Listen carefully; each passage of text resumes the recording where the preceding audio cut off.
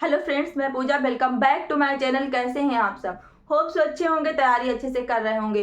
तो दोस्तों, पिछले वीडियो में आप सभी ने देखा होगा कि मैंने जो है अपना नोट्स भारतीय राष्ट्रीय आंदोलन का आप सभी के साथ शेयर किया था और आप सभी को मतलब इजी वे में समझाने की कोशिश की थी। होप सो आप सभी ने आप सभी को समझ में आया होगा।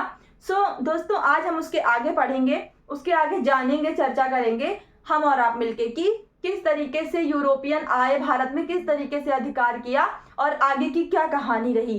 तो आगे जानते हैं, थोड़ा सा रिवाइज करेंगे कि पिछले में हमने स्टार्टिंग कहाँ से की थी, फिर आगे बढ़ते हैं दोस्तों। पिछले वीडियो में हम सभी ने पढ़ लिया था कि पुर्तगाली किस तरीके से आए। तो सबसे पहले यूरोप से कौन आया था? पुर्तगाली। तो हमने एक क्रम पढ़ा हुआ था कि यूरोपियन कंपनी का क्रम क्या था। किसके क्वेश्चन में आता है, आपको मैचिंग में भी दे देता है क्रम पूछ। तो इस क्रम को आप ध्यान रखिएगा, साथ ही साथ में आप सन भी ध्यान रखिएगा, क्योंकि सन आपको डेट भी पूछी जाती है दोस्तों।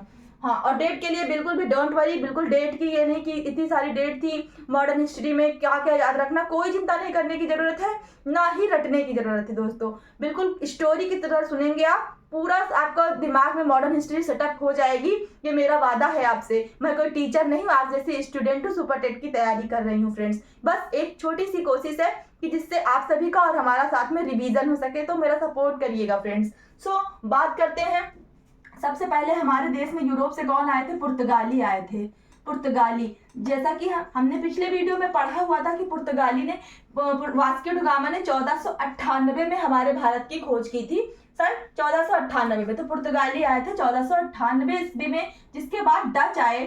डच, वही हॉलैंड के निवासी जिनको डच कहा जाता था, डच आए हमारे 1554 ईस्वी में। ठीक है। उसके बाद अंग्रेज आए। जैसे कि सभी जानते ही होंगे कि अंग्रेज हमारे भारत में कब आए थे? सन 1600 ईस्वी में ये भारत आए थे। ये शताब्दी कौन सी थी जब से यूरोपियों का आना दौर स्टार्ट हुआ? या 16वीं शताब्दी का समय था, ठीक, जब स्टार्टिंग हुई थी। और चौथे नंबर पे जो आए फ्रेंच। सबसे लास्ट में कौन आए थे? फ्रेंच आए थे, जो कि आए थे हमारे 1664 ईस्वी में फ्रेंच आए थे। उसके बाद ये आ गए। अब इनकी ये था इनके आगमन का क्रम, यूरोपियन कंपनी के आगमन का क्रम था ये। अब हम बात करते हैं, पिछले वीडियो में हमने पढ़ रखा था कि इनकी कंपनियों की स्थापना का क्या क्रम था। इन्होंने अपनी पहली कंपनियां, जिनको हम लोग बोल सकते हैं, इन्होंने अपनी व्यापार की पहली कोठी बोला जाता था, उसको कब और कैसे कहाँ स्थापित किया, उसकी बात करेंगे। उससे पहले थोड़ा सा जान लेते हैं कि जैसे कि यूरोपियन जो देश थे, यूरोपियन समझ चुके थे कि हम लोगों ने बात की थी कि यूरोप में खोजों का दौर चल रहा था, नई नई चीजें खोजी जा रही थी। वहां पे वैश्विक खोजों का जो है, वहां के जो राजा था यूरोप का उस टाइम, पुर्तगाल का, वो कौन था? आपका प्रिंस हेनरी। वहां के राजा, ध्यान में रखिएगा आप, प्रिंस हेनरी वहां के राजा थे, शासक थे एक तरीके से, जिन्होंने क्या किया था? इनको बोला जाता था द नेविगेटर। द नेविगेटर क्यों?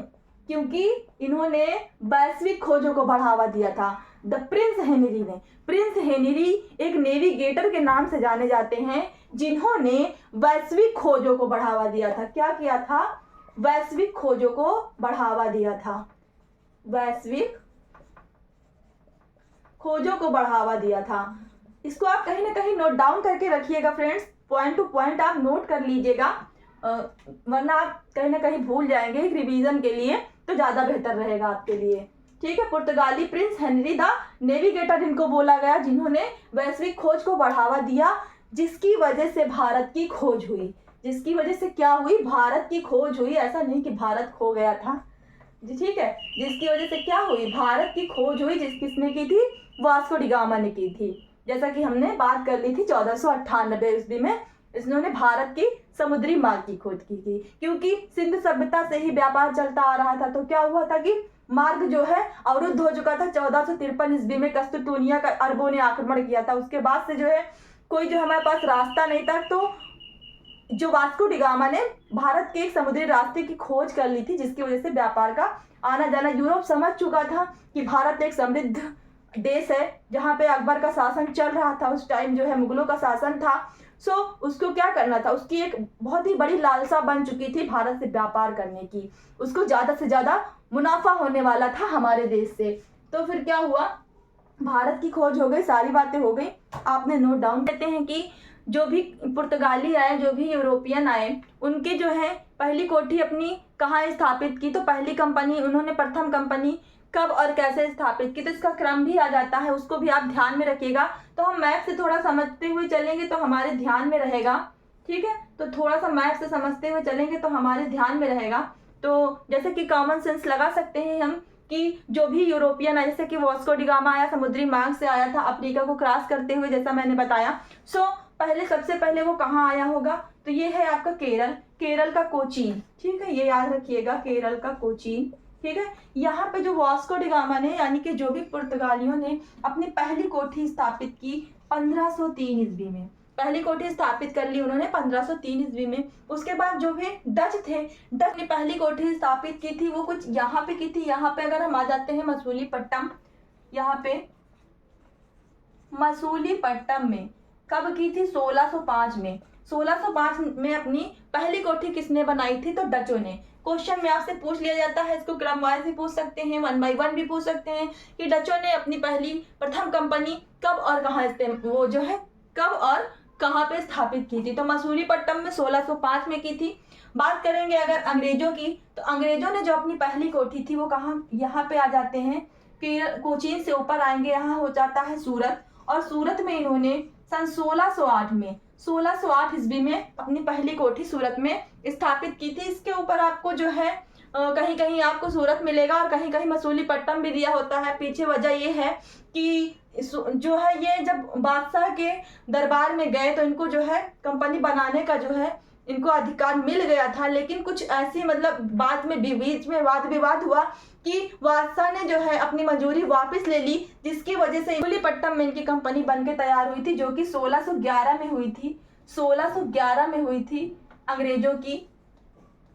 उसके बाद जब पुनः इनको मंजूरी मिल गई तो ये वाला कार्य जाके इनका सन 1613 में पूरा हुआ था। स्टार्टिंग आपकी यहीं से हुई थी, कंफ्यूज नहीं होइएगा, वो क्वेश्चन पे डिपेंड करेगा कि क्वेश्चन क्या पूछ रहा है, ठीक है। तो ये इसने की थी। उसके बाद लास्ट में जो आपकी फ्रेंच की जो प्रथम कोठी स्थापित हुई थी वो भी सूरत में हुई थी।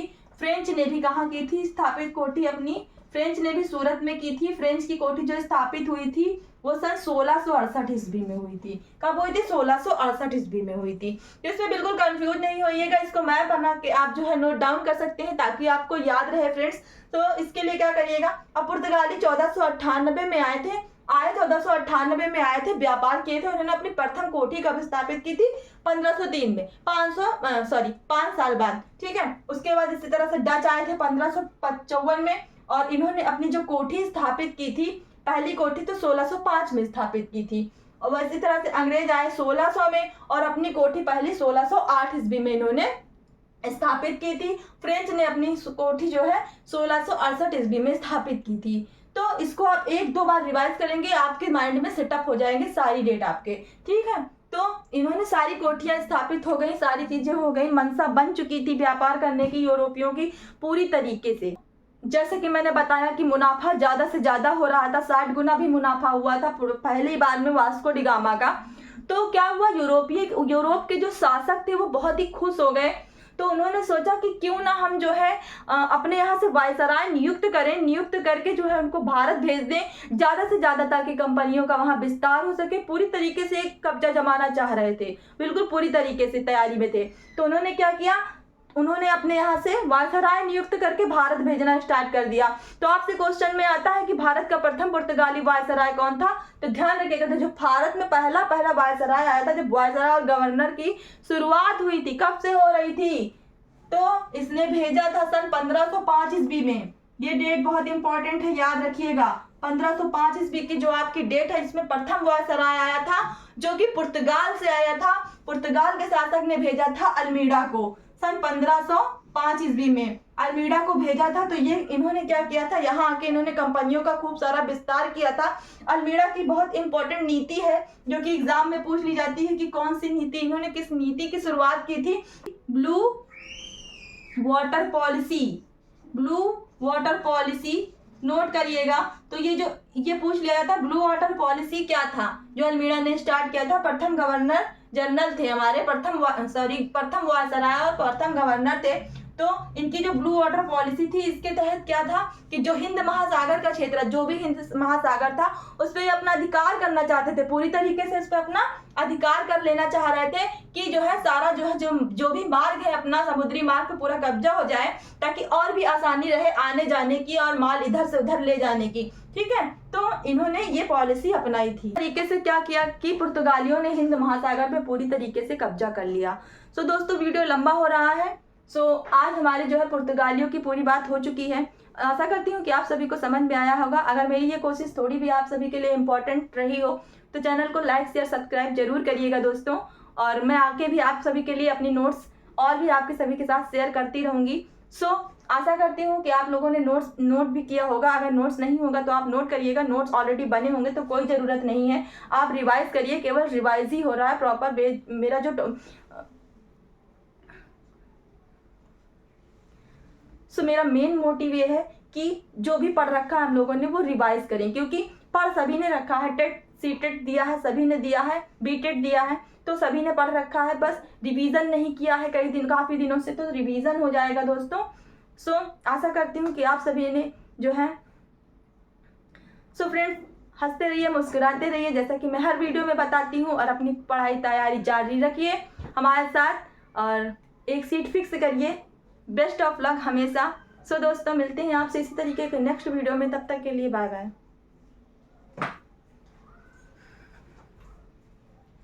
मेरा मेन मोटिव ये है कि जो भी पढ़ रखा है हम लोगों ने वो रिवाइज करें, क्योंकि पढ़ सभी ने रखा है। टेट सीटेट दिया है, सभी ने दिया है, बीटेट दिया है, तो सभी ने पढ़ रखा है, बस रिवीजन नहीं किया है काफ़ी दिनों से, तो रिवीजन हो जाएगा दोस्तों। सो फ्रेंड्स, हंसते रहिए, मुस्कुराते रहिए, जैसा कि मैं हर वीडियो में बताती हूँ, और अपनी पढ़ाई तैयारी जारी रखिए हमारे साथ, और एक सीट फिक्स करिए।